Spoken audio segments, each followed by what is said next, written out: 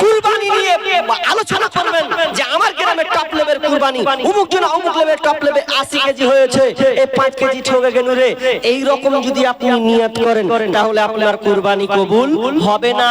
আল্লাহ কি বলছেন? লাইয়ানাল্লাহা লুহুমুহা ওয়ালা দিমাউহা ওয়ালাকিন ইয়ানালুহুত তাকওয়া মিনকুম। আল্লাহ সুবহানাহু ওয়া তাআলা বলছেন তোমাদের হাড় মাংস রক্ত মাংস আল্লাহর কাছে পৌঁছায় না। তুমি কতটি মাংস দিলে রে, তোমার পশুর কতটা রক্ত ক্ষরণ হলো, রক্তটা কত গেল, আমি আল্লাহ এটা দেখব না। আমি আল্লাহ দেখব তোমার তাকওয়া, আমি আল্লাহ দেখব তোমার আল্লাহ ভীরুতা। তুমি কার জন্য কুরবানি দিচ্ছ, তোমার মনের নিয়তটা কি আছে?